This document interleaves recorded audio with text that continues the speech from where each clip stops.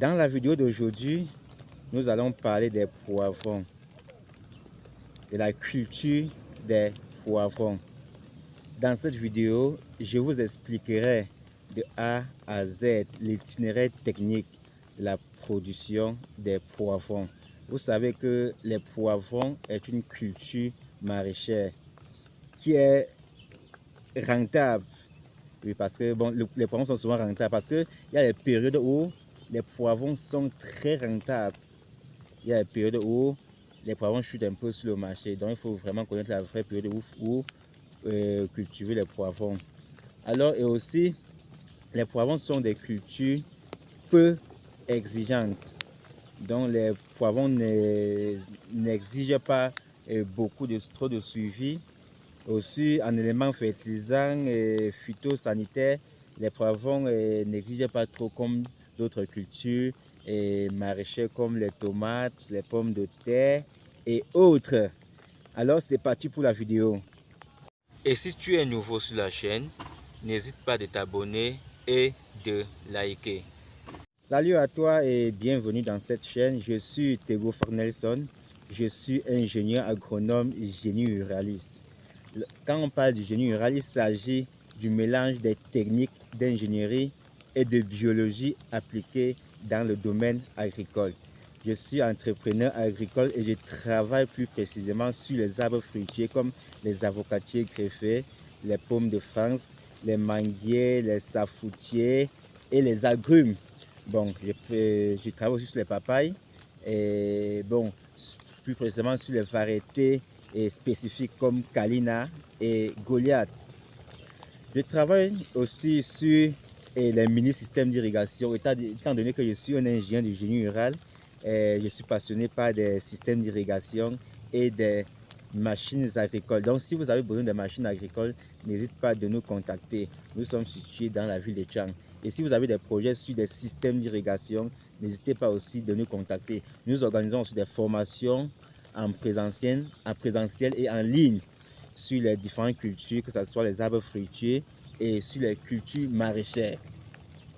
Alors, aujourd'hui, nous allons parler, je suis sur le terrain, je suis sur mon exploitation agricole où se trouvent mes poivrons. Parce que cette année, j'ai décidé de me lancer sur les poivrons parce que je travaille sur ça depuis quelques années, mais cette année, j'ai décidé d'intensifier ma production.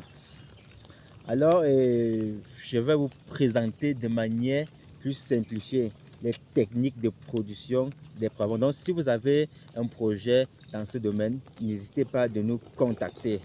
Nous allons commencer par le premier paramètre qui est très intéressant, la température. Parce que beaucoup de gens se lancent aujourd'hui, si tu t'appelles seulement de dire que bon, j'ai mon exploitation agricole, j'aimerais cultiver les poivrons là-bas par exemple. Mais il ne connaît pas la température qu'il faut pour produire les poivrons et avoir un rendement assez conséquent. Alors la température est un paramètre très intéressant et à maîtriser dans la culture des poivrons. Donc pour la culture des poivrons, la température se trouve dans un intervalle situé entre 15 à 25 degrés. Donc il faut bien noter ça. Donc si tu as un projet sur la culture des poivrons, rassure-toi que la température de la zone se trouve entre 15 à 25 degrés. Parce que à partir de 25 degrés, vous allez constater que si vous produisez la température et les poivrons à cette température-là, au moment de la floraison, les fleurs vont commencer à avorter. Vous n'allez pas comprendre. Pourtant, c'est juste parce que la température est très élevée. C'est ça qui fait avorter vos poivrons. Alors, le deuxième paramètre, c'est le choix de variété. le choix des variétés. Parce que c'est un élément très important dans la culture des poivrons. Et pour moi, j'aime travailler plus sur les variétés améliorées. Donc, concernant les variétés améliorées au Cameroun, nous avons deux principales variétés. La variété Simbat et la variété Tibesti. Donc, si tu veux travailler sur les poivrons, il faut tenir compte de ces variétés. Bon, à côté de ça, il y a aussi certaines variétés locales, mais qui n'ont pas de très bons rendements à l'hectare. Bon, il y a aussi un autre paramètre qui est les maladies. Donc, il faut choisir aussi les variétés qui résistent aux maladies parce que on a une maladie, il y a une maladie, la cercosporiose. C'est une maladie qui menace beaucoup les poivrons. Donc, il faut choisir les variétés qui résistent à cette maladie et qui ont un très bon rendement. Bon, le troisième paramètre, c'est la pépinière. Comment faire la pépinière des poivrons pour avoir un meilleur rendement. Parce que si tu fais la pépinière et que tu rentres dans la pépinière, tu n'auras pas le nombre de plants qu'il faut, par exemple, pour 1 hectare. Tu vois que tu vas commencer à perdre la pépinière. Donc, ce qu'il faut faire pour la pépinière, il faut choisir une pépinière saine. Donc, il faut choisir l'espace sain. Et l'espace qui est sain pour faire ta pépinière. Et c'est très important. Et après avoir choisi l'espace, il faut former les planches de semis. Pour former les planches de semis à travers le matériel agricole comme la houe par exemple, qui est un matériel agricole manuel. Il faut choisir il faut faire l'espace, il faut faire les planches de semis. Donc après avoir confectionné tes planches, il faut tracer les petites lignes de semis. Donc tu peux faire ça directement avec tes mains. Donc tu traces ça directement. Et dans une autre vidéo, je vous présenterai comment tracer ça. Donc après avoir fait ça, il faut appliquer de la fiente sur ces espaces tracés avec les mains là. Tu appliques ta fiente, tu remues la terre, tu fais un mélange homogène. Donc après avoir fait ton mélange homogène, tu prends tes semences, tu fais l'épandage et sur ces lignes là. Après avoir fait l'épandage, tu appliques la terre légèrement à des fines couches directement sur ça et après tu passes au paillage. Donc après avoir fait ta pépinière, 10 jours, tu vas constater la levée.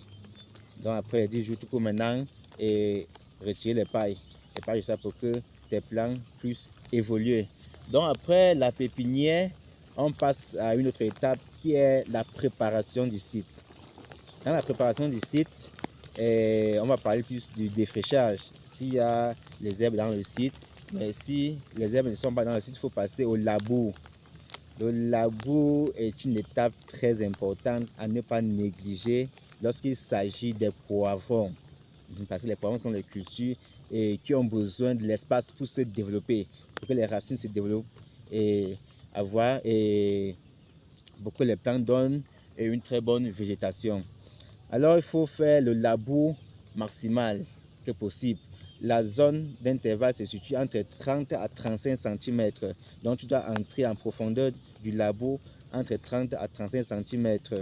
Donc après avoir fait le labour, il faut passer au traçage des lignes de semis. Donc les lignes de semis sont les endroits qui vont recevoir les plants de poivrons. Après ça, il faut passer à la réalisation des poquets. Bon, pour les poivrons, il faut noter que l'intervalle des semis se trouve, l'intervalle entre deux plants, c'est entre 30 à 50 cm. Et maintenant, l'interligne, c'est-à-dire entre deux lignes, c'est de 50 à 1 mètre. Mais il faut noter qu'il faut toujours travailler à haute densité, comme Tammy Jardin le dit souvent, parce qu'en haute densité, vous avez un très bon rendement et vous avez aussi une très bonne productivité, parce que c'est l'argent qu'on cherche. Donc pour les poquets, il faut aller à 30 cm du sol. Généralement, nous utilisons les tarières. Donc je vous signale que nous vendons aussi les tarières, et les tarières, nous utilisons aussi pour réaliser les poquets pour les arbres fruitiers. Donc si tu utilises les tarières, ça te permet de vite faciliter les poquets. Donc après avoir fait ça, il faut maintenant passer à une autre étape. Bon, il faut aussi noter que lorsque vous travaillez à haute densité, par exemple, si vous travaillez à une densité de 30, disons que 60 centimes entre les lignes, en interligne. Et maintenant, interplan, si vous travaillez à interplan, si vous travaillez à 40 centimes, vous aurez environ une densité de 40 plants par hectare. Donc, il faut évaluer pour voir le chiffre que ça va vous donner. Donc maintenant, après avoir traversé l'étape de la préparation du sol, nous allons continuer au niveau du planting.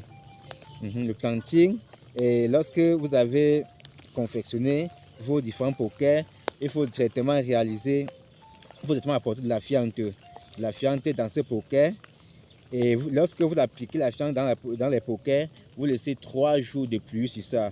Et si c'est en saison sèche, vous laissez l'eau d'irrigation sur ça pendant 3 jours. Là, pour que la fiente puisse se décomposer, là, vous mettez juste une fine couche de terre au-dessus et vous mettez votre plant de poivron là-bas. Donc, quelques jours après, les racines vont directement commencer à consommer ces fientes-là pour pouvoir se développer. Donc, après, nous allons continuer à une autre étape qui est la fertilisation. La fertilisation, c'est une étape très importante pour la culture des poivrons. Bon, pour la fertilisation, je vais plus parler de la fertilisation minérale. Concernant la fertilisation minérale, elle se fait après 10 jours. 10 jours après le planting. 10 jours après le planting. Dès que vous mettez le plant au sol, vous commencez à commenter jusqu'à 10 jours. Vous passez à la première fertilisation qu'on appelle le démarrage. Et généralement, j'utilise l'engrais parce que je vais vous parler de mes expériences. Parce que je partage mes expériences sur le terrain. J'utilise l'engrais 12, 11, 18 à 75%.